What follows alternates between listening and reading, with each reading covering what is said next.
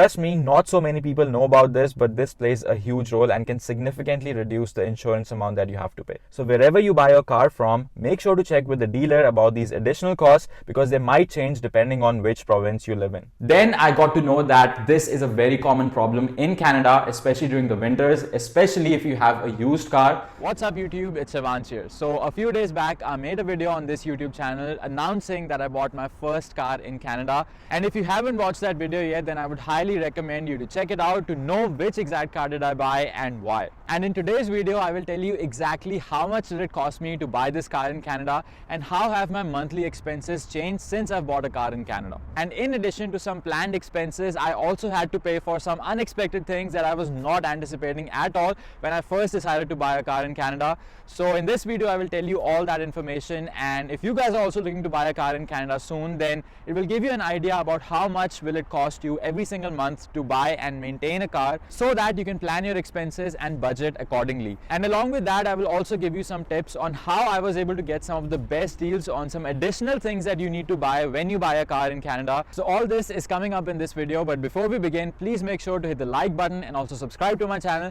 because that's how you can support me and that's how YouTube will show this video to more number of people and more people will be able to benefit from it. With that being said, let's start this video. So the first and the biggest expense of buying a car is the cost of the car itself. Now it really depends on what kind of car you are buying. Is it a brand new car or a used car? Are you taking a loan for this car or are you paying everything upfront? For me, I did not take a loan for this car, and this car cost me around $14,000 out of pocket. So it was just a one-time expense that I had to pay upfront. If I wanted to, I could have also taken a loan for this car with an interest rate of approximately 6.5% because this is a used car, and with that my monthly payments would be approximately $460 for a 3-year loan. So if you guys are also looking to buy a car around $15,000 and you want to take out a loan for it, then you can expect to pay approximately $450 to $500 per month on a 3-year loan. Now the second expense of owning a car in Canada is the tax that the government charges you on the total purchase price of the car. Now usually if you're taking out a loan for your car, then this tax is also included as part of the total loan amount,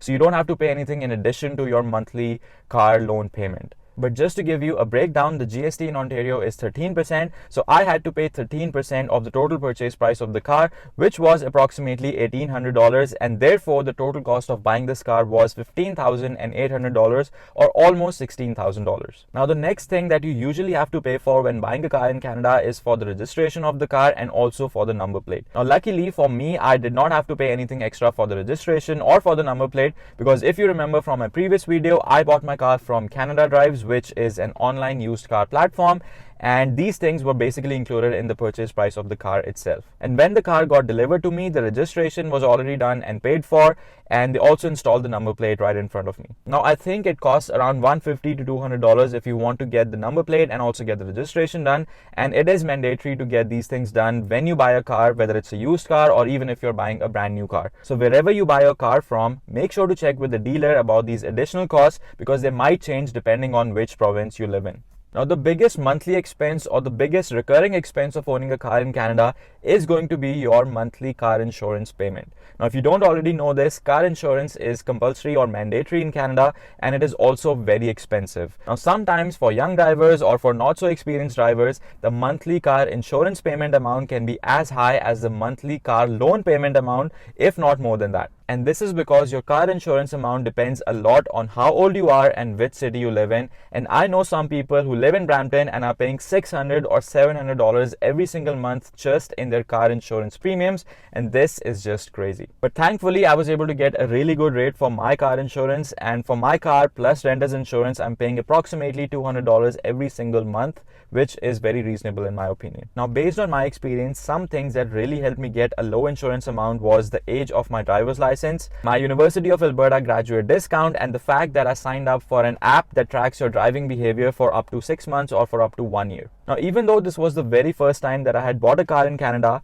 I had already got my G2 license many years ago when I was studying at University of Alberta. And when I moved to Ontario, the validity of that license got extended by another 4 years. So basically I had a history of 6 to 7 years of Canadian G2 license, and that played a big role in getting a low insurance amount, even though this was the very first time that I was buying a car insurance in Canada. So I would also suggest you to get your Canadian driver's license as soon as possible after coming to Canada, because that will help you create a driving history in Canada, and that's how you can get a low insurance amount whenever you're ready to buy your first car and whenever you're ready to get your first car insurance in Canada. I also got some additional discount because I'm a graduate of University of Alberta, and since I got my insurance from TD Insurance, they had some promotion going on where they had special discounts for graduates of certain colleges. So whenever you're shopping around for car insurance, it is always best to check if that company is offering any special discounts for graduates of the college that you went to or for the company that you work for. Trust me, not so many people know about this, but this plays a huge role and can significantly reduce the insurance amount that you have to pay. Now, the next monthly expense of owning a car in Canada is that of the fuel, or the gas as they call it in Canada. Now, for me, the total fuel cost is approximately $125 per month, but that depends a lot on how much is the cost of the fuel at that time and how much do you actually drive. And right now the gas price is pretty high. It's around $1.40, and that's why my total fuel cost is around $125 per month. And also, since this is a variable cost and depends a lot on how much am I driving every single month, and it can actually increase significantly if I choose to drive a lot more than usual. Now, I have a fully remote job, so I don't have to drive to work every single day, so that saves a lot of money in fuel costs. And the only times I have to drive is to actually get food or groceries, or if we just want to go out and explore different places. So it's mostly for leisure related stuff. Now, at this point I was like, it's fine. I had to pay $16,000 for the purchase price of the car, and every single month I have to pay $200 for the car insurance and $125 for the gas cost, and all this is pretty reasonable, and I was already kind of expecting this. But then came November, December, and it started to snow in Canada, and that's when I realized that I'll have to spend some additional money on this car. And these were basically some additional expenses that I had not expected before at all, and that's what we are going to discuss next. So the biggest additional expense of owning a car in Canada is buying a set of winter tires. Now, as you know that it snows a lot in Canada, and the temperatures can go to as low as -20 or -30 degrees Celsius. And in these extreme temperatures, the regular tires or the all-season tires do not perform well. They become really hard and stiff. Because of that, they lose their traction, and it becomes very easy for the car to skid in the snow, and it can also lead to some serious accidents. So that's why whenever the temperature falls below 4 degrees Celsius, it is always recommended to use a separate set of winter tires, which are proven to perform well in those extreme temperatures or negative temperatures. So in addition to safety, another reason why I bought a separate set of winter tires for my car was that in my car insurance contract it was written that I would buy a separate set of winter tires at least during the months of December to February. And if I fail to do that, and if at all I get into an accident, and that accident happens because of the snow or because of the winter weather conditions, then in that case I would not get any of my insurance claim. So that's basically why you should always read your car insurance contract properly. And even if this point is not included in your contract, you should definitely try to get a separate set of winter tires so that you can actually be safe during the winter weather conditions. So it cost me around $650 to get a set of 4 winter tires, including the rims or the wheels. And I think this was a reasonable price, because I've also seen people pay $1,000 or $1,200 just for a set of winter tires. The cost of your winter tires will depend on the brand that you choose, and also whether you're getting a set of rims or wheels to go with your tires as well. And I think the reason why I got my winter tires a little cheaper as compared to other people is that I bought my winter tires online instead of going to a physical store like Walmart or Canadian Tire, etc. So if you guys are also interested, you can check out websites like 4tires.ca or quattrotires.ca and see if you can get a better deal as compared to physical stores. So the next related yet unexpected expense of owning a car in Canada is to actually install the set of winter tires that you've just bought. And I had to pay almost $80 to get my all-season tires removed from the car and get the new set of winter tires installed on it. And when the winter season or the snow season is over, I will have to get the winter tires uninstalled and replace that again with a set of all-season tires. So in total, I would say that it would cost me approximately $160 to get the tires of my vehicle replaced twice in a given year. Now, the next and the final additional expense of buying a car in Canada, at least for me, was to buy a booster pack for my car. Now, this one is completely optional, and I really hope that you never have to use a booster pack to jumpstart your car. But last month, what happened with me was one day I just got into my car and I tried to start it,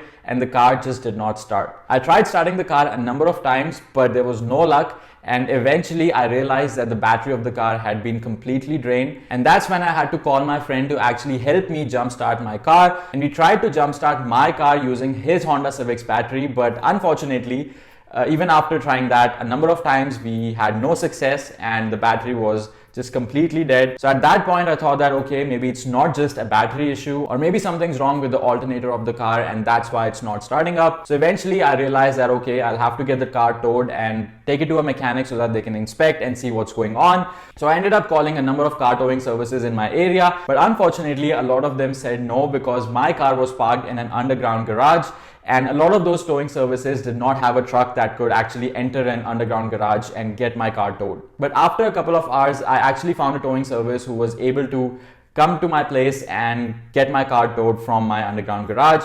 And once that person came over, they actually said that they would want to try jump starting my car once again and see if that would actually work, because that would have made his life and mine a lot easier. So eventually he just took out this small battery booster from his vehicle and he just plugged that in, and as soon as he did that, the lights came up on my car and I was easily able to start my car very quickly in just one go. So that little battery booster was a huge lifesaver at that point. But since I had already called in for a towing service, they had to charge me $135 just for showing up and just for trying that battery booster on my car's battery.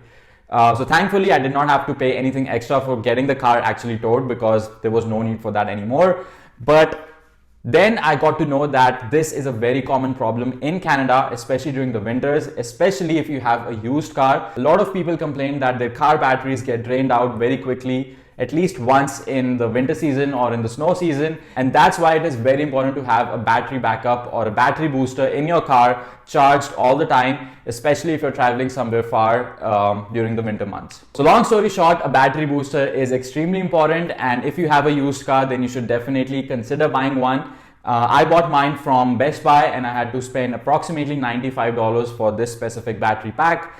And there's also a lot of battery boosters available on Amazon, on Best Buy and Walmart. So feel free to check it out. And I think that's a great accessory for your vehicle, especially in Canada, especially during the winter months. So that's all for today. I hope you guys found this video to be useful, and I hope now you know how much does it actually cost to own and to maintain a car in Canada. And if you guys feel like there is some other additional expenses, then feel free to let me know in the comments below. And if I encounter any more expenses in the future, I will definitely make another video for that. And also, if you guys like this video, then please make sure to hit the like button and also subscribe to my channel so that you don't miss out on any updates from my channel, and so that YouTube can push this video to more number of people and more number of people can actually view it. And if you guys have any questions, feel free to comment below, or you can also reach out to me on Instagram at Singla119, and I'll be happy to answer all your questions. With that being said, I'll see you guys in the next video.